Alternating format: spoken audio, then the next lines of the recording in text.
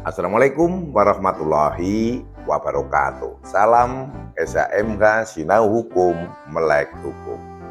Pemirsa SHMK yang saya banggakan dan yang saya cintai sebangsa dan setanah air dimanapun Anda berada. Kembali channel yang kita cintai bersama. Saat ini pada video yang ke-115. SHMH kali ini akan membahas pasal 284 KUHP baru. Bunyi dari pasal 184 KUHP baru adalah setiap orang yang melepaskan atau memberi pertolongan ketika seseorang meloloskan diri dari penahanan yang dilakukan atas perintah pejabat yang berwenang atau meloloskan diri dari pidana penjara atau pidana tutupan, dipidana dengan pidana penjara paling lama 3 tahun atau pidana denda paling banyak kategori 4. Pasal ini menyangkut setiap orang, siapa saja. Melepaskan atau memberikan pertolongan di sini caranya bermacam-macam. Terhadap siapa? Yaitu ketika seseorang meloloskan diri dari penahanan.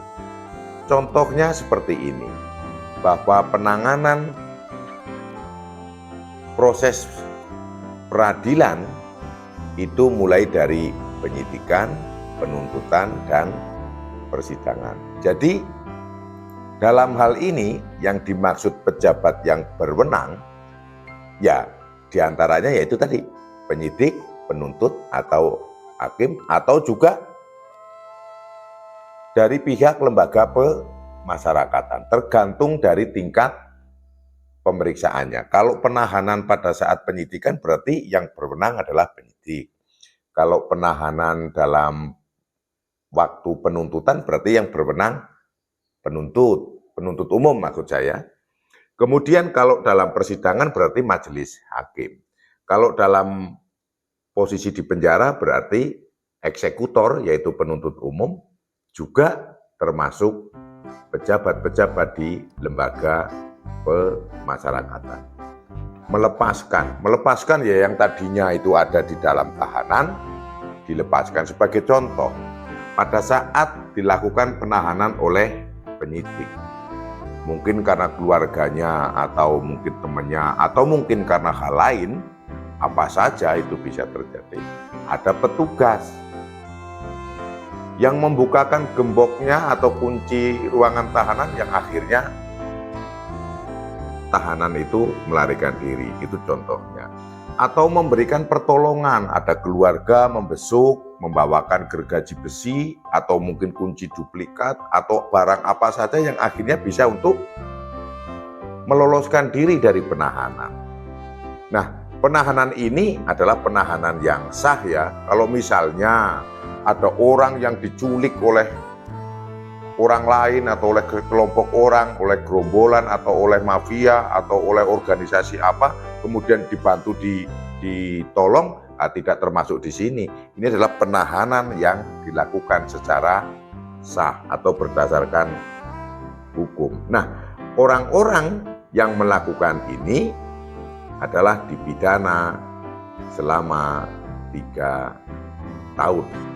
Nah, banyak contoh ya, ada tahanan di pemberitaan itu di waktu ditahan oleh penyidik lari, banyak sekali contoh-contohnya. Kemudian juga yang sudah ada di dalam lembaga pemasyarakatan melarikan diri ya.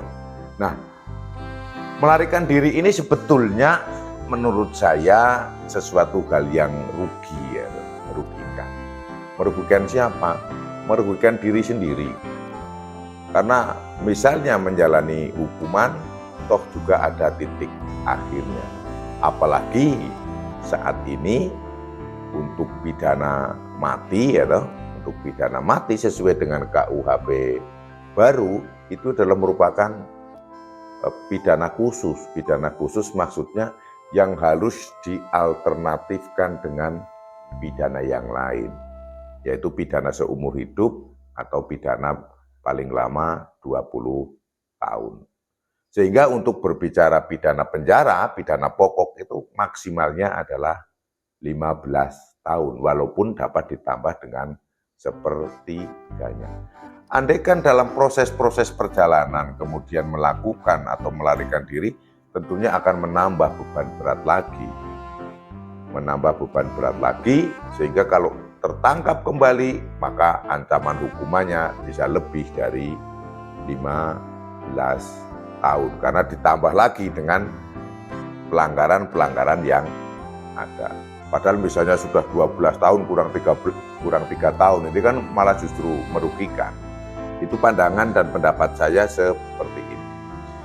Saya ulangi lagi, yang dimaksud dengan melepaskan atau memberi pertolongan ini tidak dibatasi seperti apa bentuk kegiatannya. Sehingga katakanlah membawakan sebuah peniti, namun peniti itu bisa digunakan untuk membuka kunci, itu sudah termasuk pertolongan. Kemudian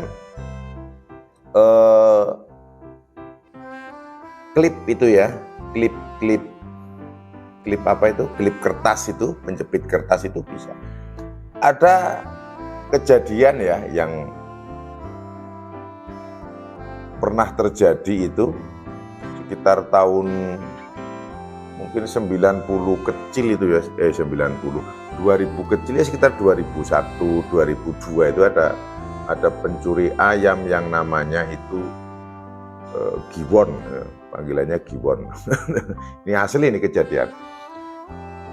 Dia itu terilhami pada saat pernah dilakukan penangkapan oleh polisi, itu kunci borgolnya itu hilang. Maka pada saat akan pemeriksaan, Pak Polisi dengan alat-alat yang lain, yaitu dengan kawat itu, dengan klip itu, membuka klik gitu kan, bisa dibuka. Nah kemudian pada saat dia ditangkap, ini mencuri ayam ini, maling ayam aja ini si Giwon ini kan. Maling ayam itu dia terilhami. Pada saat suruh nunggu di ruangan, sudah diborgol, ya pakai kawat itu, nemu klip itu, bukalah borgolnya, lari dia itu. Lompat jendela lari. Itu kejadian nyata itu. Jadi pertolongan di sini bermacam-macam caranya. Tidak harus dalam bentuk yang kunci gitu ya, tidak harus, atau mungkin kunci borgol, atau mungkin gunting yang bisa memotong, itu enggak. Faktanya peniti saja atau klip kertas itu bisa digunakan untuk membuka borgol atau gembok itu tadi. Saya pikir itu tidak hanya di film ya toh. Kalau di film itu kan karena adegan itu ya dengan peran skenario, tapi yang fakta itu ada. Gergaji yang kecil itu kan, jangan sampai itu bisa masuk. Maka dalam posisi penahanan, sebagaimana kemarin sudah saya sampaikan di video-video yang sebelumnya, bahwa memberikan barang itu harus izin terhadap yang pejabat berwenang menjaga tahanan itu. Karena apa? Barang yang kelihatannya hanya penjepit kertas itu bisa digunakan untuk membuka kunci itu, bisa untuk membuka kunci gembok, bisa untuk membuka kunci borgol. Terlepas itu karena memang keahlian atau kebetulan, saya tidak bisa berkomentar lebih. Tapi faktanya gembok itu bisa dibuka dengan kawat, dan borgol pun bisa dibuka dengan kawat. Maka dari itu, betul juga kalau ada aturan yang mengatur bahwa memberikan sesuatu barang apapun itu yang tidak diizinkan atau tanpa izin petugas yang berwenang dipidana. Karena ada korelasinya dengan pasal 284 KUHP baru ini. Memberi pertolongan, meloloskan diri dari penahanan yang dilakukan atas perintah pejabat yang berwenang, atau meloloskan diri dari pidana penjara yang sudah di dalam penjara atau lembaga pemasyarakatan, atau pidana tutupan. Saya pikir untuk pasal 284 ini cukup jelas. Saya sampaikan, tidak terlalu ribet menurut saya untuk dipahami, dan mudah-mudahan penonton SHMK bisa paham atas penjelasan saya terkait pasal 284 KUHP baru. Ada salah yang saya sampaikan, mohon dimaafkan. Berikan kritik yang membangun, jangan lupa budi baik dukungan dengan subscribe channel ini. Salam SHMK, Sinau Hukum, Melek Hukum. Wassalamualaikum warahmatullahi wabarakatuh. Terima kasih.